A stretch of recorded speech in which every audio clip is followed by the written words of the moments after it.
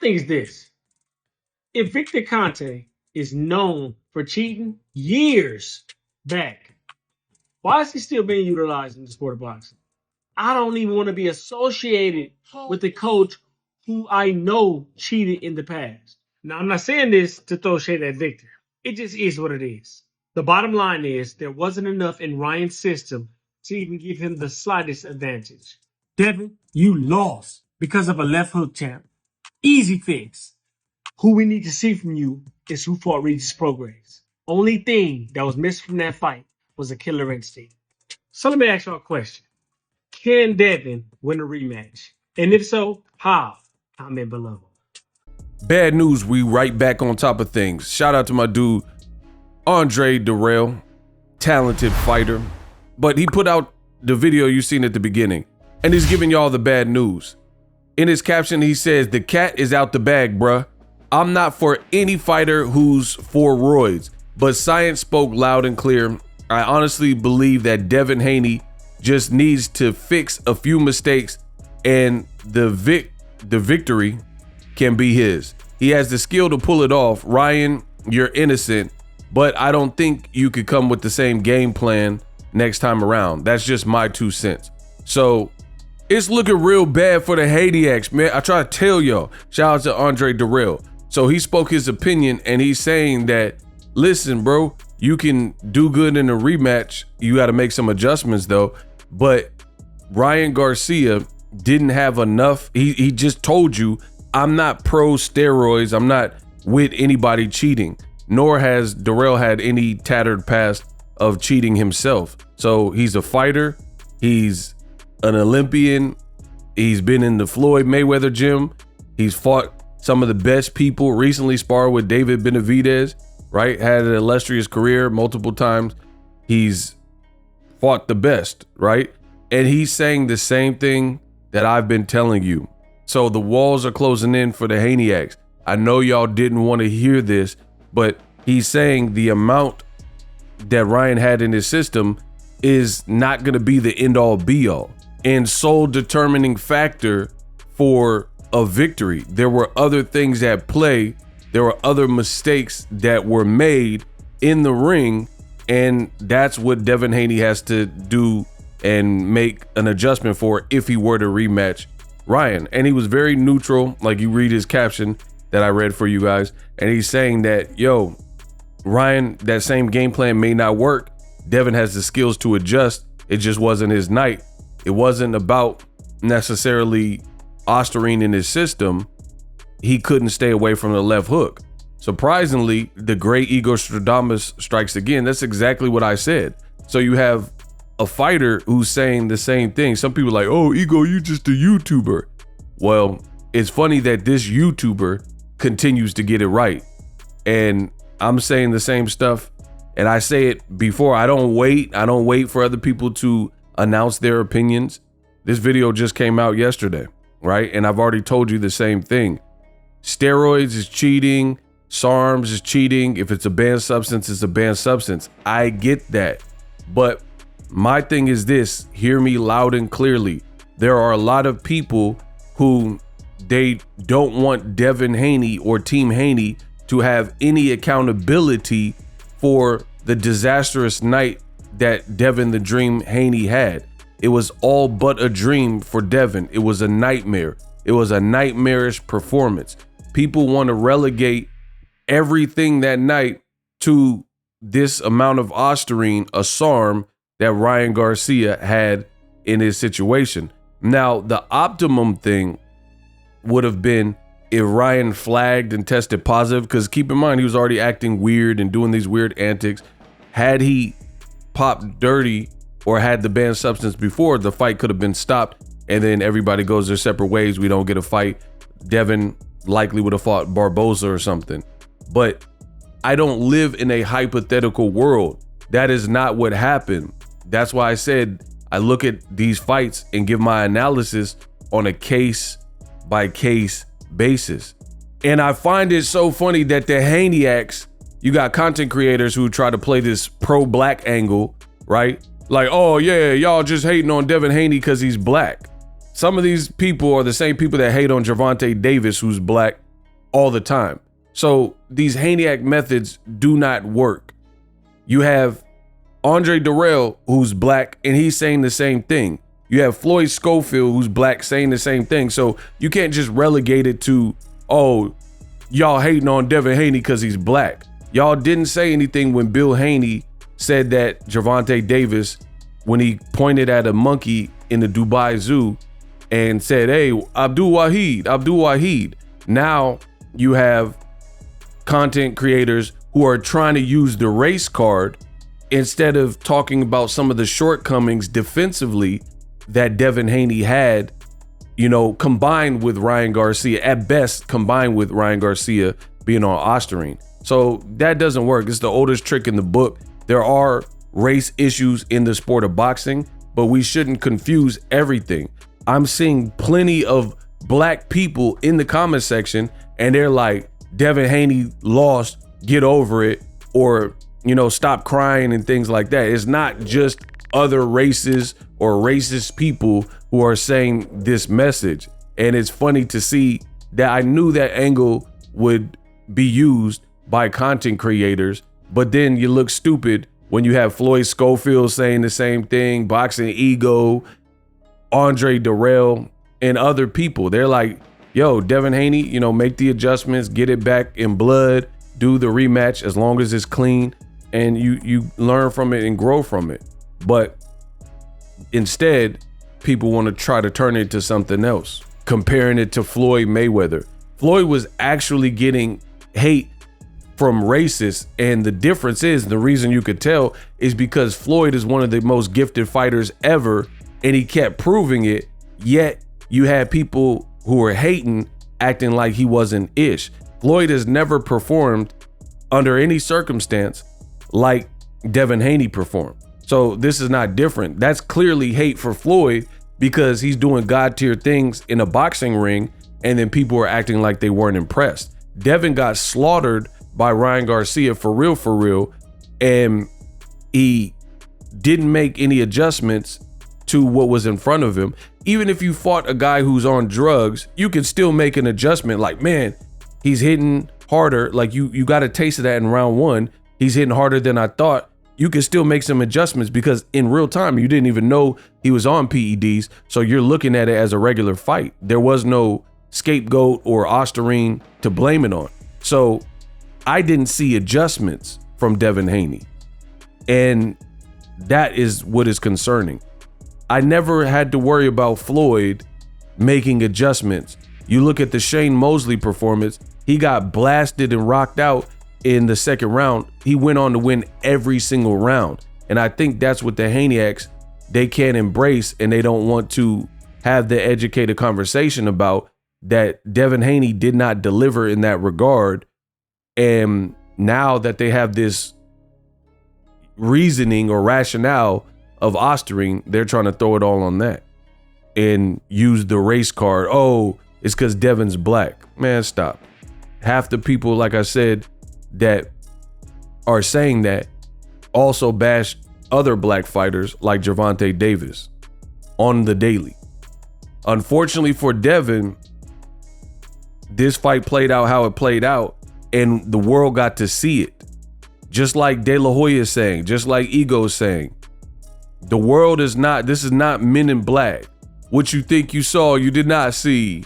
Here comes the Men in Black, Galaxy Defender. Haha. This is not Men in Black. You just wave that pen and then everybody forgets what they seen. So they could reverse Devin's record. His box rec could say whatever. Because here's the other thing. We'll take it out of the Devin Haney, Ryan Garcia situation.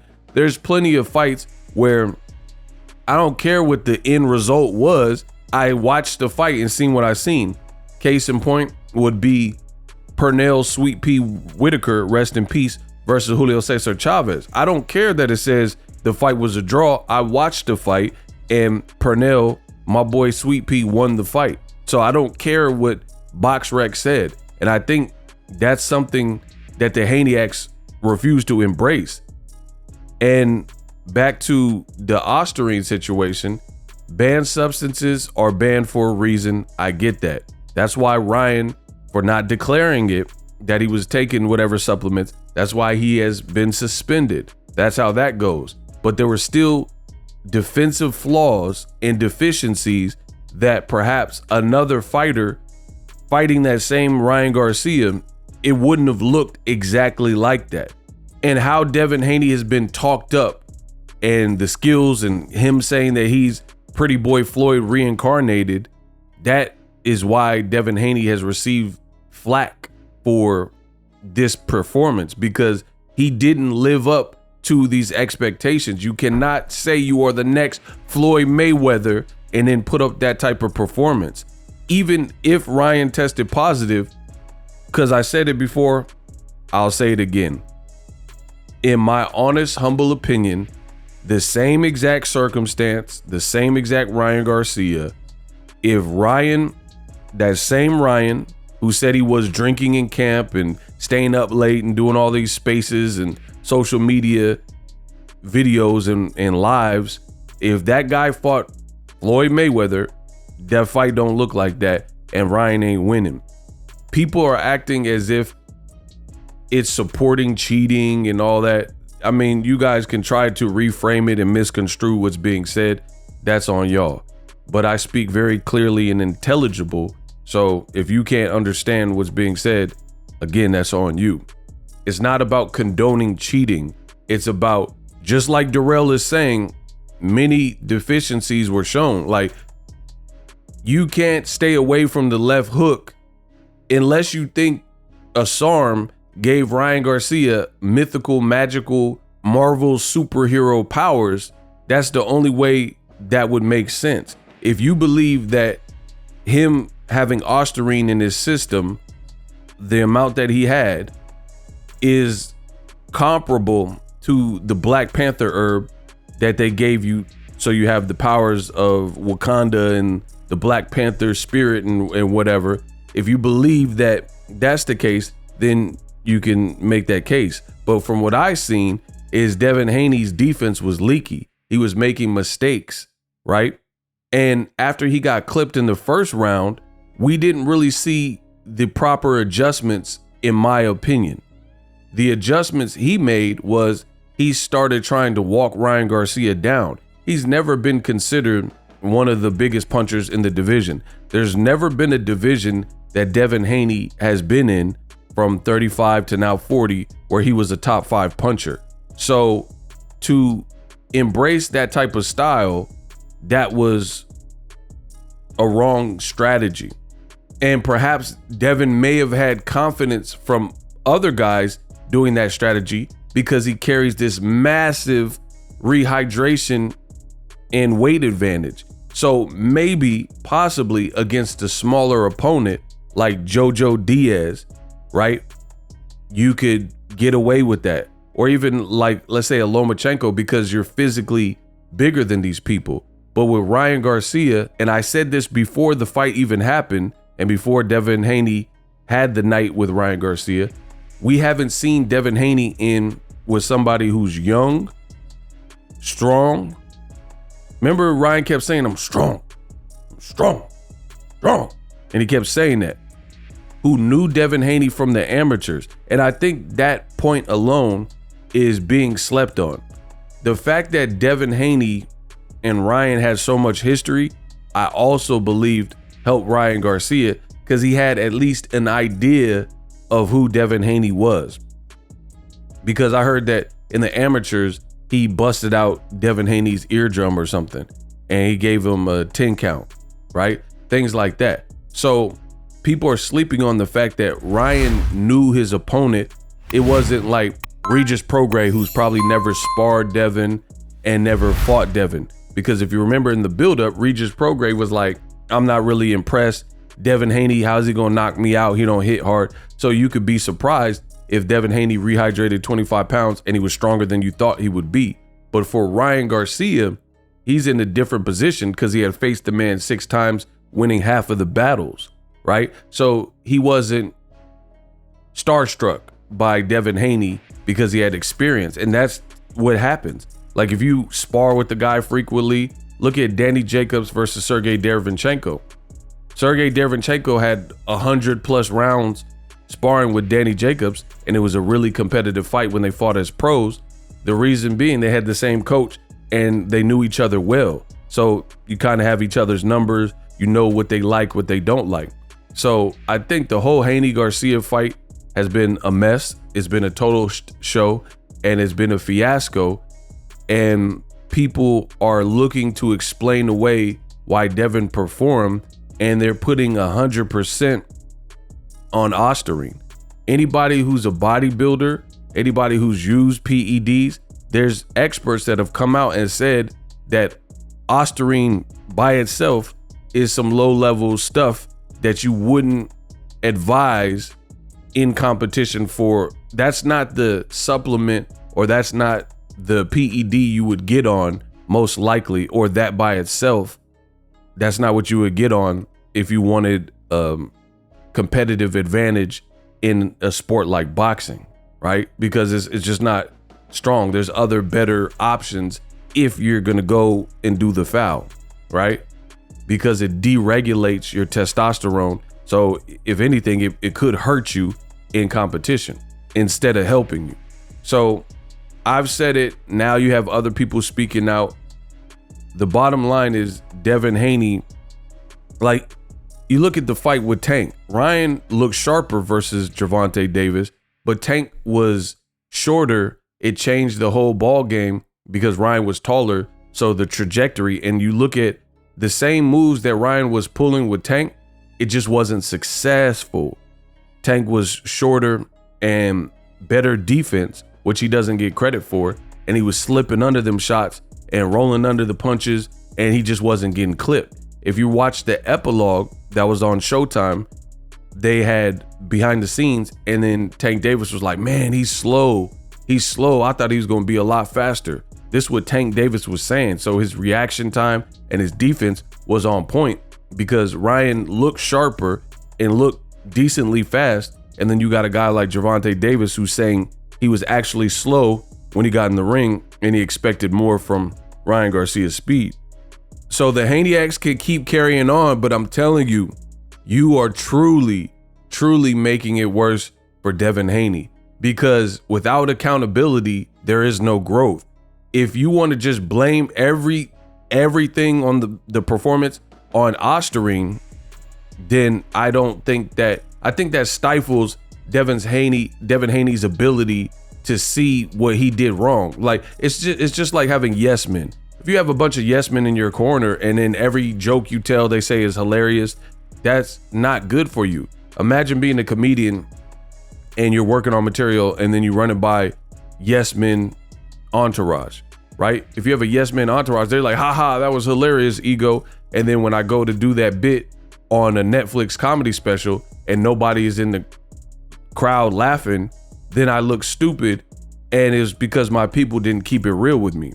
You know, they were just laughing for the sake of laughing to not offend me, but that's not the people you want in your corner. You do not want people that don't keep it a buck, stand 10 toes down, and keep it solid. The funny thing is, people are like, oh, you hate Haney and all this goofy stuff because you guys are emotional and beta males and Haneyacks. But the reality is, if the Haneys listen to what Boxingego has been saying, then Haney wouldn't even be in this position. I said this was not a good fight for Devin. Ryan was tripped out with the antics and stuff. I said they should cancel this fight, right? I would have advised Devin Haney to have rematch clauses and put Ryan on a rehydration clause and things like that. So how can I be the villain when my advice has been sound from jump?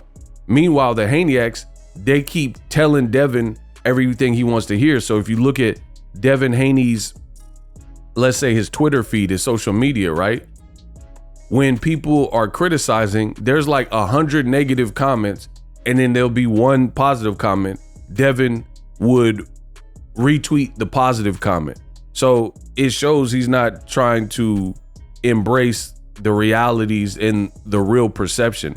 He wants to be fed only positivities, and I think that's going to be part of his downfall, because he is a talented fighter. He does have skill, And for me, I would actually suggest that he could make some improvements and get some things done, or at least perform better.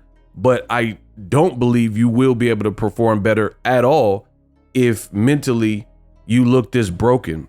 Every time Devin is talking about the Ryan fight, he's all over the place. He's contradicting himself. 1 minute he says he doesn't want the fight, doesn't want the rematch. Now he's, after backlash, he's saying he does want the fight. So there's just no accountability. It's just Ryan's a cheater. I lost solely because Ryan's a cheater. I lost because of Ostarine. But I've already went over this. Kell Brook knocked out Amir Khan on Ostarine.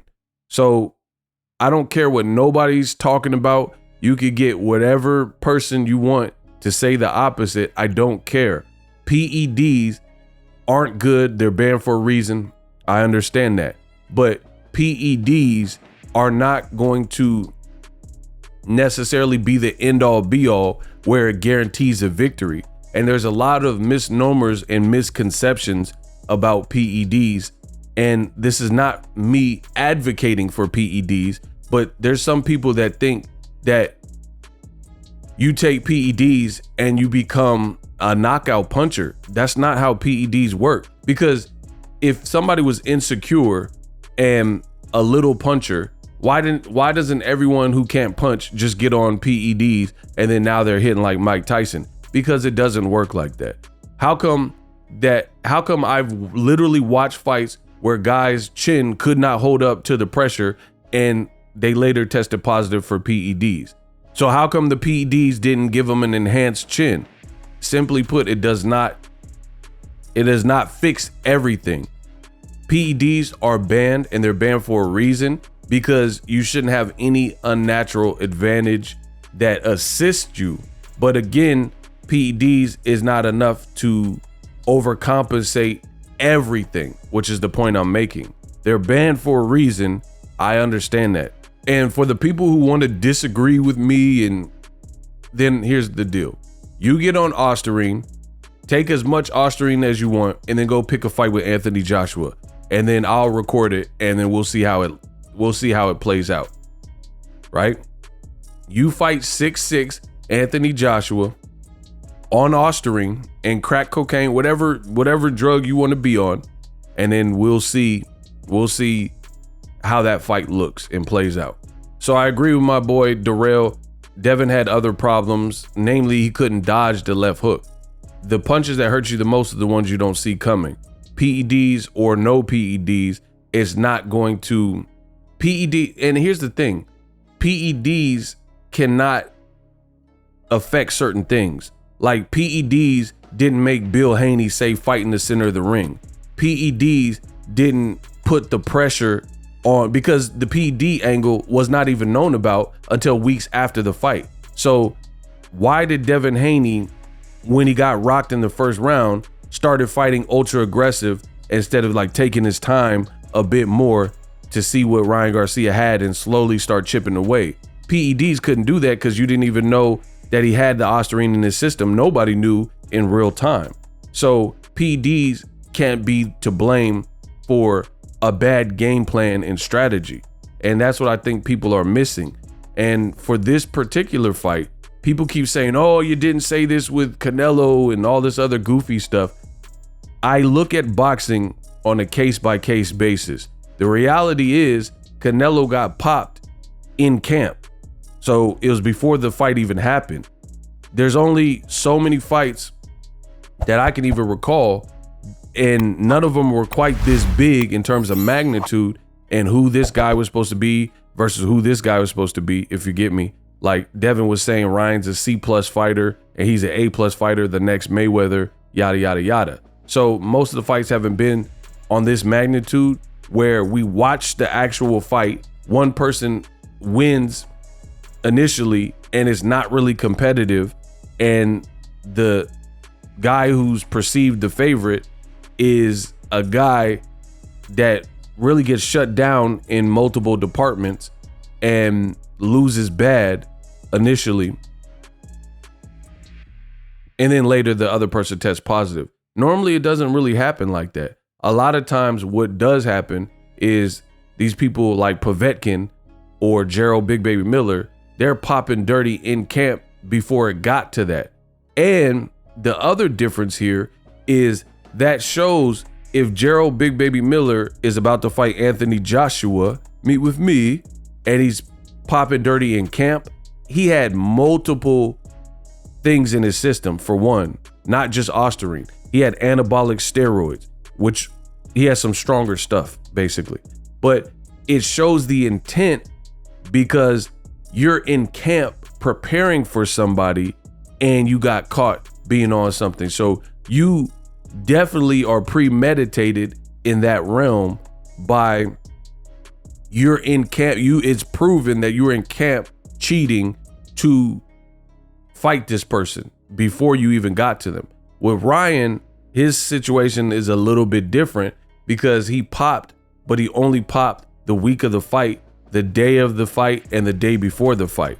So that's another reason. Like if you're cycling and microdosing up to the camp, yeah, you're going to get more of the benefits of PED usage because you're building up the tolerance for it and you're really getting the benefits of it. But if you just do a course of Ostarine, because you can speculate that Ryan was microdosing, or you could speculate that there was other stuff, but you can't, that wouldn't hold up in court because he didn't pop for anything else. And he didn't pop for any other dates outside of fight week, right? So you can't really use that.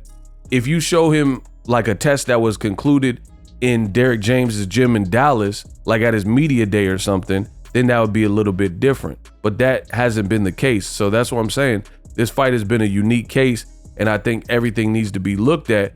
And point blank period, Devin couldn't stay away from the left hook, and fight week